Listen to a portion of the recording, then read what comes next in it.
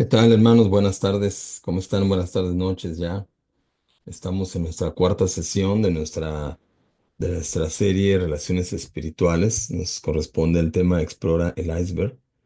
Es un tema bastante interesante, refiriéndose un poquito a las emociones. Vamos a ver el video un poquito ya en la figura que es el iceberg. Un iceberg es un témpano de hielo muy grande donde solamente se asoma el 10% en la superficie, lo vemos en los polos, en la Tierra, y bueno, se asoma el 10% hacia arriba y el 90% hacia abajo. Vamos a ver un poquito qué significa esto, a qué se refiere. Explora el iceberg, esperando que ahí esté haciendo de bendición todas estas clases, ¿verdad? Desde la primera, el cómo expresarnos, ¿verdad? El cómo lo tuvimos en dos partes, de hecho, en la primera clase. Y así hemos tenido clases interesantes de cómo necesitamos interiorizar nuestra relación con Dios para poder mejorar nuestras relaciones de manera horizontal, ¿verdad? Nuestros padres, nuestros hermanos, los hermanos en la iglesia. Y esa es la intención de este taller. Entonces vamos a empezar y vamos a empezar haciendo unas preguntas que seguramente te has hecho en nuestra vida cotidiana y nos preguntamos interiormente estas cosas, ¿verdad? ¿Por qué siempre tengo prisa? ¿Verdad? Que nos ha preguntado esto. ¿Por qué soy tan impaciente? ¿Por qué estoy tan ansioso? ¿Por qué me asusta la reunión que tengo hoy a las 2 de la tarde, ¿no? Por ejemplo, ¿por qué siento tanto miedo? ¿O por qué evito a ciertas personas? ¿Por qué tengo la necesidad de devolver inmediatamente todas las llamadas telefónicas y correos electrónicos, en mi caso los WhatsApp, ¿no? Híjole, ¿no? Esa ansiedad de devolverlos luego, luego, o por qué evito devolver ciertas llamadas telefónicas, o correos electrónicos o mensajes de texto, por qué quiero complacer a las personas, es por eso. Entonces nos vimos en un mundo de emociones de nuestra vida que de repente se oponen y pensamos, se oponen a lo que queremos, nos da ansiedad, nos da tristeza, nos da diferentes emociones y obviamente repercute en nuestro estado espiritual. A veces ya ponemos poca atención a nuestras emociones o tendemos a no saber manejarlas y nos juegan malas pasadas, ¿verdad? Y obviamente todo esto se refleja en nuestra vida espiritual. Dios por algo las puso ahí en nosotros, ¿verdad? Hablando de Jesús, en Juan 13:3 dice que Jesús sabía que el Padre lo había dado toda autoridad sobre todas las cosas y que había venido de Dios y regresaría a Dios. ¿Qué quiere decir? Que Jesús sabía perfectamente todo, o sea, era Dios encarnado, él sabía todo, él sabía y tenía la potestad, dice en Mateo 28 que estaba consciente, dice Dios me ha dado toda autoridad y toda potestad en el cielo y en la tierra. ¿Qué quiere decir? Que él sabía y estaba consciente del poder que tenía, él venía de Dios. Dice que había venido de Dios y regresaría a Dios. Estaba consciente de quién era Jesús. Aún así, con esa conciencia y precisamente por esa conciencia, Jesús sabía quién era y lo que estaba haciendo. ¿Qué estaba haciendo? Volviéndose ser humano. Yo lo he mencionado mucho, cómo es que entre más entiendo a Dios, más comprendo, más lo conozco, más me sorprende cómo Él se hizo un ser humano, cómo Él entró en un límite de como un cuerpo humano, es algo tremendo. Nuestro cuerpo es tan limitado, imagínense, el Dios del universo haciéndose un hombre. Entonces, y no solamente se hizo un hombre, se hizo esclavo de los demás hombres. Estaba consciente de eso Jesús. Sabía que iba a sufrir, sabía que iba a pasar tristeza, sabía que lo iban a oprimir, sabía que no lo íbamos a comprender, no lo íbamos a entender, incluyendo esta generación. Y aún así estaba consciente de eso y lo hizo. Pero precisamente por esa conciencia que él tenía de sí mismo y de dónde había venido, le permitió a Jesús romper con las expectativas fuera de los límites que él tenía, de las metas que él tenía. Su familia tenía una expectativa. Dice en Juan 7 que ni siquiera su familia creía en él. Entonces su familia tenía una expectativa de él que no era la correcta para sus propósitos de Dios. Sus amigos con los que jugaba de niño también tenían una expectativa que finalmente era otra de la que él debía tener. La cultura que lo rodeaba, la cultura religiosa, se esperaba algo de él o algo de la gente que ya se había salido de control y finalmente no seguía el plan único para la vida de Jesús en su vida. Entonces él rompió con esas expectativas y estuvo consciente y estuvo completamente unido con esa expectativa. Caray, a mí me hace pensar cuántos límites yo tengo y cuánto yo me dejo llevar por las expectativas mías, personales, mi egoísmo, mi familia, los estándares de la cultura donde vivimos, de la humanidad, de la cultura, de la ciudad donde vivimos, las reglas, en fin, religiosas inclusive, y me desvían del objetivo de Dios. Por eso están las escrituras y nuestra relación con Dios. Eso es tremendo, ¿verdad? Entonces, esa es precisamente esa conciencia de Jesús le permitió experimentar de manera responsable toda la gama de emociones humanas a lo largo de su ministerio terrenal. Él lloró, él se rió, él estuvo feliz, él estuvo triste, lloró, en toda la banda de las emociones, él las vivió como ser humano, experimentó toda la gama de emociones. Wow, nosotros nos queremos solamente experimentar lo bueno, lo contento, pero las tristezas no nos gustan, nos amargan. Sin embargo, él experimentó todo como un ser humano que estuvo, pero fue controlado, consciente, y eso es increíble. Precisamente por eso pudo ayudar a las personas. Y podemos ver un gran ejemplo como muchos en Juan 4, donde está en el pozo con una mujer, la famosa mujer samaritana en la instrucción, en la escritura, en Juan 4 tú puedes ver cómo entre líneas Jesús está echándose un clavado, está observando, está siendo profundo con las emociones de la mujer, y las expresa, ¿verdad? En las preguntas que le hace, ¿por qué vienes, por qué estás en el pozo a mitad del día? O sea, no le contesta, no le pregunta directamente entre la conversación. Ella fue la primera que se pregunta, ¿qué haces aquí? ¿Por qué me hablas a mí? Si yo soy samaritana, tú eres judío, como diciéndole yo soy menos, a todo mundo nos ve menos, y luego yo que soy una mujer que muchos consideran de mala vida, ¿por qué te comunicas conmigo? ¿Quién soy yo? Y obviamente ella estaba consciente de que la gente lo hacía menos, y ella se sentía menos tal vez. Pero Jesús, mira lo que le dice. ¿Por qué te avergüenzas, no? Cuando le dice, mira, si tú pidieras agua, yo te daría agua viva. ¿Verdad? Dice, ¿por qué te pasas de un esposo a otro? También otra pregunta, cuando le dice, tú tienes tenido 5 maridos y el que está ahorita no es tu marido. Entonces, ¿por qué? ¿Por qué te pasas de un esposo a otro? O sea, ¿qué está pasando en tu corazón? ¿Qué vacío tratas de llenar? Con eso, Jesús no solamente es profundo, no la ofende, al contrario, la hace entender su necesidad e incluso que pidiera agua viva. Y entonces la mujer como reacción va y dice, ya hemos encontrado al Mesías, ¿verdad? Ella se convierte. Entonces, ¿de qué manera Jesús, entre más estable emocionalmente fue, que en realidad fue muy estable en todas sus emociones, él podía ser profundo con las personas? Es decir, que nosotros también podíamos serlo.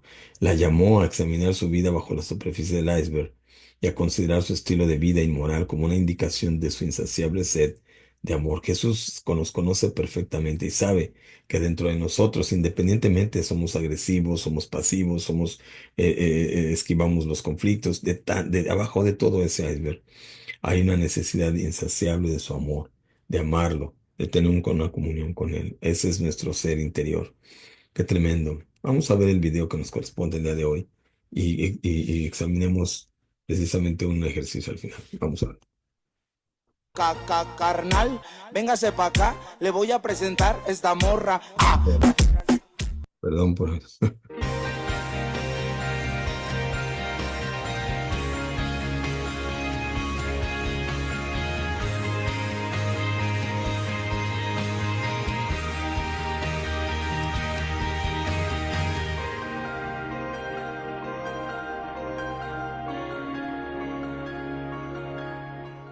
El objetivo de explorar el iceberg es tomar conciencia de tus emociones con el fin de procesarlas y discernir la voluntad de Dios.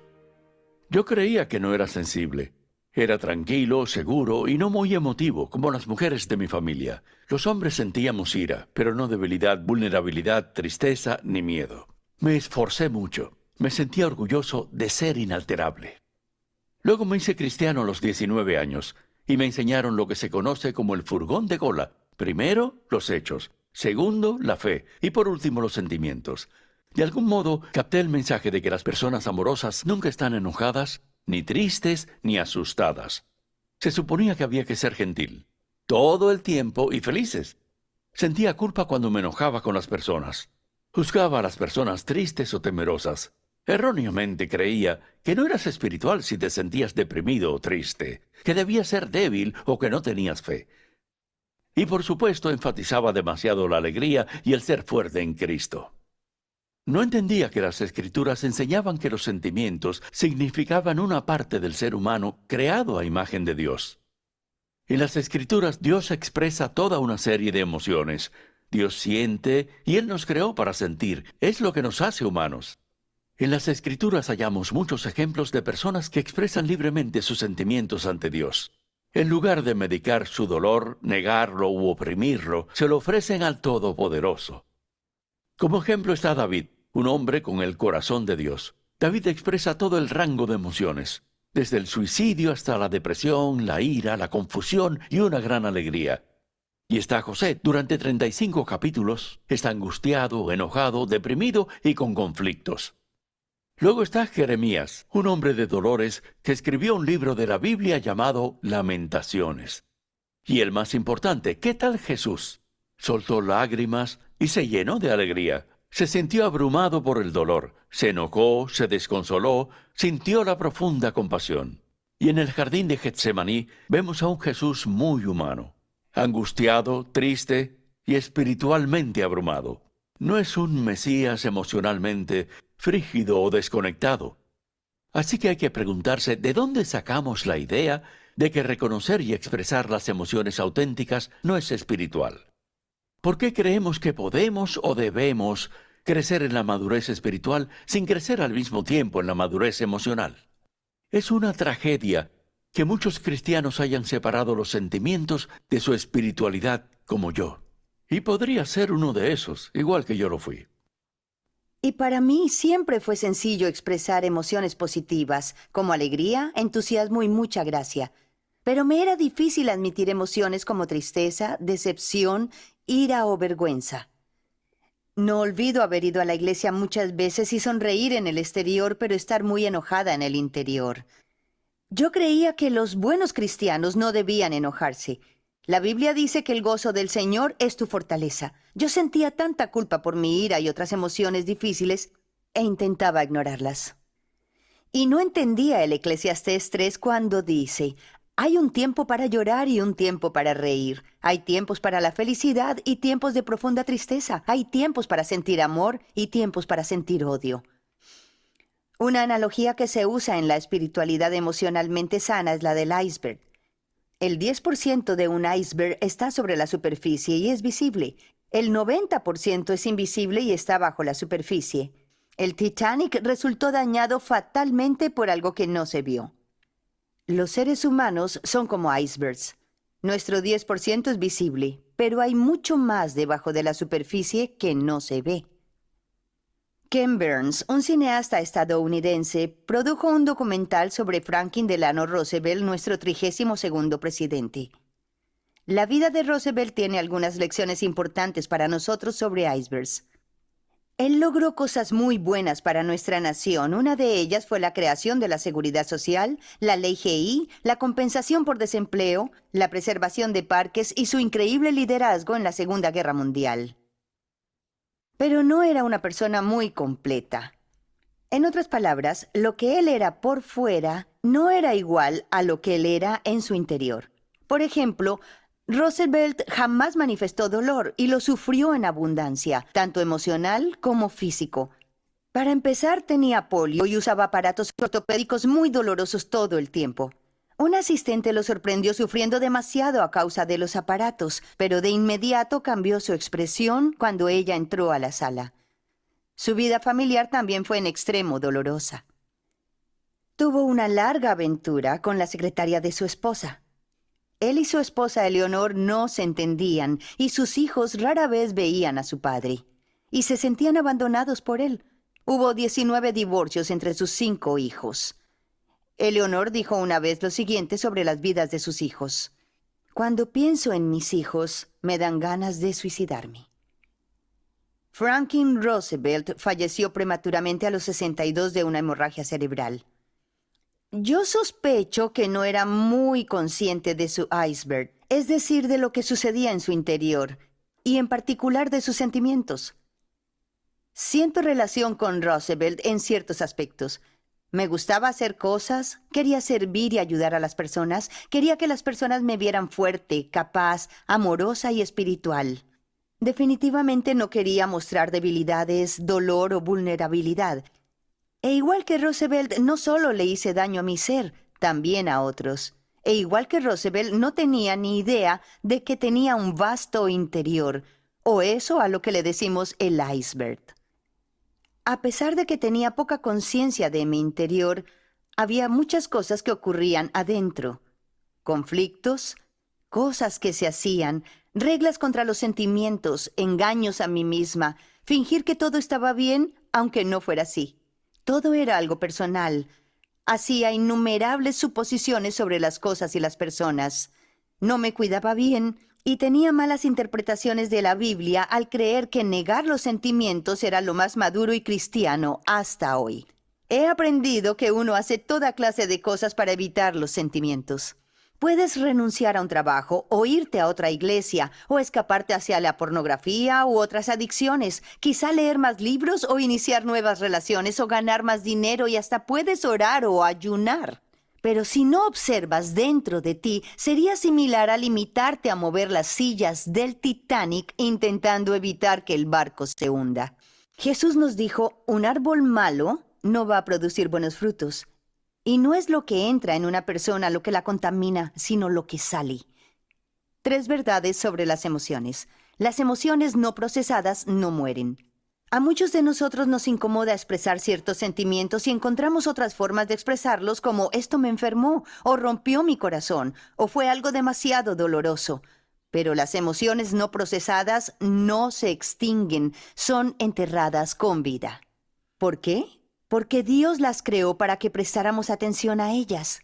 Si las emociones no son reconocidas apropiadamente, encontrarán una forma de aflorar. Primero, pueden entrar en tu cuerpo en forma de insomnio, presión arterial, ataques de pánico, cáncer, síndrome de intestino irritable, ansiedad, sobrepeso, depresión o, en segundo lugar, se filtrarán en sarcasmo, actitud defensiva, llanto y otras cosas.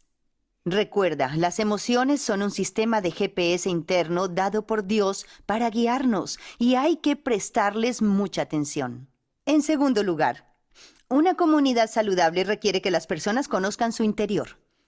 Necesitamos conocer nuestros sentimientos para poder amar bien a la gente. No podemos tener comunidades eclesiales sanas sin esto.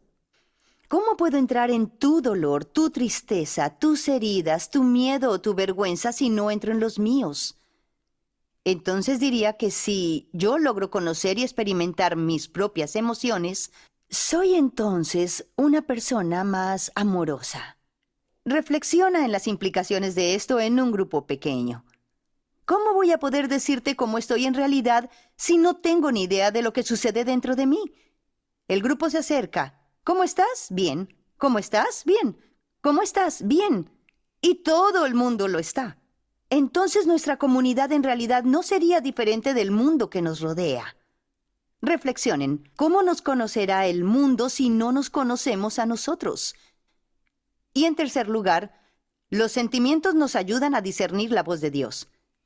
Ignacio de Loyola, fundador de los jesuitas, escribió la obra clásica hace 450 años sobre el lugar de nuestras emociones en el discernimiento de Dios. Y esto fue en el contexto de un compromiso completo con Dios para hacer su voluntad, seguir las Escrituras y buscar consejos sabios. La cuestión no es en ningún modo seguir ciegamente lo que se siente, sino reconocerlo como una parte significativa de la forma en que Dios se comunica con nosotros. Así que es importante que tomemos conciencia y preguntemos, Dios, ¿cómo llegas a mí a través de esto? Y un ejemplo, una vez abrí un correo electrónico y de inmediato sentí una reacción en mi cuerpo. Cuando me detuve a prestarle atención a la sensación, me di cuenta de que era pánico. Sentí pánico porque creía que estaban criticándome en ese correo. Y dije, oh Dios, ¿en qué estás apareciendo a través de esto? Al reflexionar, me di cuenta de que necesitaba enfocarme de nuevo en el amor de Dios y no en lo que el resto pensara de mí. Y por esa razón yo puedo estar bien y recibiré opiniones, sugerencias, incluso críticas de otros. Tal vez te descubras un día llorando o sintiendo temor por una cierta reunión a la que asistirás. Di algo así: Dios, ¿dónde aparece? También les prestamos atención a las pasiones y alegrías. Cada vez que salgo de Nueva York y toco la naturaleza, siento una alegría extraordinaria. Es muy importante para todos que prestemos atención a las alegrías y a los goces, porque nuestros profundos deseos son también los deseos de Dios para nosotros. Un amigo nuestro estaba en un comité de formación espiritual. Le preguntaron: ¿qué crees que nos impide progresar en la vida espiritual? Y respondió: que le prestemos más atención a nuestro mundo exterior, es decir, a las tareas, programas y actividades, y a expensas de nuestro mundo interior.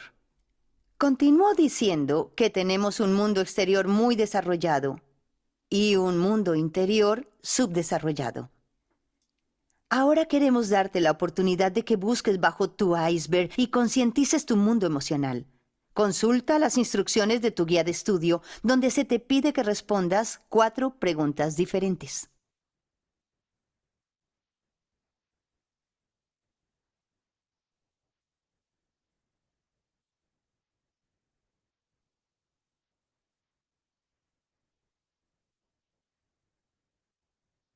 Para algunos esto ha sido difícil. Quizá hayan escrito muy poco acerca de lo que me enoja o me entristece. Otros tal vez escribieron y descubrieron que era como una presa rota. Quizá te dijiste: no tenía ni idea de todo lo que sucedía dentro de mí. 2 minutos, necesitaba 1 hora. Y otros de ustedes tal vez tuvieron dificultades para distinguir entre la ira, la tristeza y el miedo. Para muchos los sentimientos son una debilidad. Cuando comencé este recorrido hacia una espiritualidad emocionalmente sana, empecé a llevar un diario como parte de mis momentos con Dios 3 o 4 veces por semana. Comencé a ejercitar lo que llamé mis músculos de los sentimientos. Me detenía ante Dios y reflexionaba sobre las emociones que había experimentado el día anterior. Este entrenamiento de sentimientos fortaleció mi conciencia del mundo emocional. Y pronto mejoré en la identificación de mis sentimientos. Ya no tenía que esperar al día siguiente. Tras identificar mis sentimientos, hice un hábito reflexionar acerca de por qué experimentaría cada emoción. Empecé a sentir una mayor libertad y paz y menos ansiedad. Al inicio fue difícil, pero con la práctica y el tiempo, nombrar mis emociones se volvió tan natural como respirar. Este proceso me abrió a un nuevo descubrimiento de la gracia y el amor de Dios al experimentar en un grado más profundo que Él me ama en toda mi debilidad y todo mi quebrantamiento. Aquí algunas cosas para tener en cuenta al finalizar nuestro tiempo. Primero, las emociones difíciles que no se procesan recubren los sentimientos placenteros. Es difícil sentir amor, alegría o bondad hacia una persona si estás enojado con ella. Imagina conmigo por un momento una jarra con aceite y vinagre. Cuando se mezclan, el aceite sube a la parte superior y cubre el vinagre. Lo mismo ocurre con las emociones no procesadas. Las emociones difíciles suben naturalmente a la cima y cubren las positivas. Observa que no estoy diciendo que las emociones de enojo, tristeza y miedo sean malas, simplemente que son difíciles. Pero si no se procesan, entonces el amor, la bondad y la alegría quedarán enterrados en el fondo y no florecerán. Segundo, si no procesamos nuestras emociones, podríamos acabar quizás dejándolas aflorar y no asumiendo la responsabilidad por ellas. Y el resultado es que lastimaremos a la gente. Por ejemplo, puedo estar enojada por lo que me dijo mi compañero de trabajo, pero no estoy en contacto con él y me voy a casa. Inconscientemente me desquito con mi familia. Lo tercero que no hay que olvidar es que la ira es una emoción superficial. Cuando estés enojado, cuestiónate. ¿A qué le tengo miedo? ¿O qué me duele? ¿O por qué estoy triste? La emoción primaria que se despliega bajo el enojo seguro es dolor, tristeza o miedo. Por ejemplo, si estoy enojada porque Pete no me dio una tarjeta de aniversario, lo que en realidad está bajo mi enojo es el dolor. O si estoy enojada porque mi hija no me llamó para decirme que llegaría unas horas tarde, lo que existe bajo mi ira es el temor por su seguridad. También necesitas prestar atención cuando tu ira llega a cruzar la línea del pecado y proviene del peor lugar en ti. Aristóteles lo dijo mejor. Cualquiera puede estar enojado, eso es fácil. Pero enojarse con la persona adecuada, en el grado adecuado, en el momento adecuado, con el propósito adecuado y de la forma adecuada, no es nada fácil. Esta semana quiero animarte a explorar tu iceberg alrededor de estas 4 preguntas unas 2 veces. Durante tu tiempo a solas con Dios, anota cómo Dios viene a ti. También puedes considerar explorar el iceberg con un amigo confiable que sea leal. La otra persona podría hacerte una pregunta en voz alta, una a la vez. ¿Por qué estás molesto? ¿Por qué estás triste? ¿Por qué tienes miedo? ¿Y por qué estás feliz?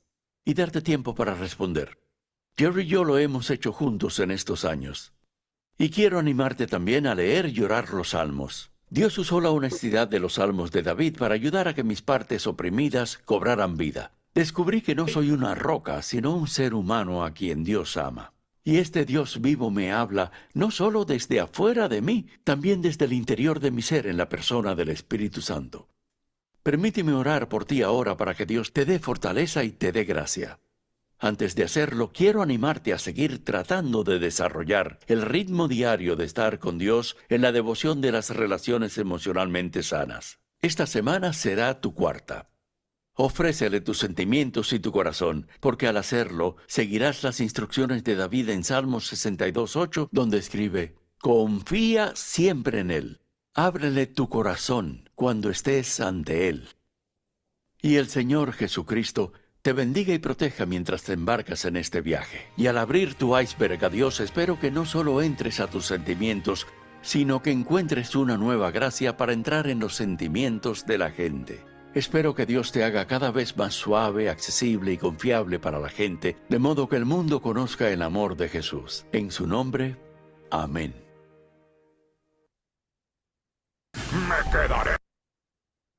Muy bien, vamos a la actividad de esta tarde. La actividad son justamente estas 4 preguntas que menciona el autor, las cuales nos pasamos para pasar el video de corrido. Pero vamos a responder esas 4 preguntas de manera individual. Tendremos 2 minutos para contestar. Si terminas antes, solo quédate quieto en silencio, y si te falta tiempo, medita después una respuesta completa. Si estás viendo este video, obviamente vas a tener todo el tiempo para poder reflexionar. Y las preguntas son las siguientes. La primera es: ¿por qué estás enojado? Algo del pasado, algo del presente. ¿Qué es lo que nos hace enojar? Meditar qué es lo que nos esperamos, por qué, como dice el video, el enojo es una emoción superficial. Hay que ver profundamente qué es por dolor, por miedo, qué es lo que nos hace estar enojados, ¿verdad? ¿Por qué estás triste? Son las 4 preguntas. Enojo, ¿por qué estamos tristes? Una pérdida pequeña o grande, una decepción, una lección mala, etcétera. ¿Qué es lo que nos hace triste? ¿Qué es lo que nos enteramos? ¿Qué es lo que nos, de tal vez de otra persona, nuestros hijos, nuestra esposa? ¿Qué es lo que nos hace estar tristes, ¿verdad? Ahora, la tercera: ¿por qué estamos ansiosos? ¿Por qué estás ansioso? Tu dinero, el futuro, la familia, híjoles, tantas cosas, la salud, el trabajo. Cuántas cosas nos hacen estar tristes, nos hacen estar ansiosos. Esa es mi tendencia, tener ansiedad, sobre todo cuando estoy muy presionado por cosas. Entonces, ¿por qué? Aislar por qué el enojo, por qué la tristeza, por qué la ansiedad, y también, ¿por qué no? ¿Por qué la alegría? Eso está más padre, ¿verdad? Porque ¿qué es lo que nos hace estar alegres? Una relación, una oportunidad, la iglesia, etcétera. ¿Verdad? ¿Qué es lo que nos hace felices? ¿Qué es lo que nos hace estar alegres? Son emociones. La alegría, la ansiedad, la tristeza, el enojo son emociones. Aprendamos a identificarlas para poder balancearlas. Entonces ahí están. Entonces la actividad en los grupos va a ser precisamente reunirnos, y cómo fue la actividad individual para ti, qué aprendiste. ¿Verdad? ¿Qué fue lo que aprendimos de estas 4 preguntas? ¿Cómo expresaba en el momento? ¿Cuál fue la actividad? ¿Qué es lo que te hace enojar? ¿Qué es lo que te hace estar ansioso? ¿Qué es lo que te hace estar triste? ¿Qué es lo que te hace estar alegre? Pero en la segunda es cómo expresaba tu familia precisamente esas emociones: la ira, la tristeza o el miedo. Cómo expresaba la familia en el pasado, cuando éramos niños. ¿Cómo lidias hoy precisamente con esa ira, tristeza o miedo? ¿Cómo lo lidiamos? ¿Cómo lo manejamos? ¿Verdad? Estas son las preguntas, actividades en los grupos, ¿verdad? Y pues esa es nuestra clase. Ahorita nos vamos a separar en grupos. Vamos a terminar y muchas gracias, gracias hermanos. Permítanme y detengo el video. Muchas gracias.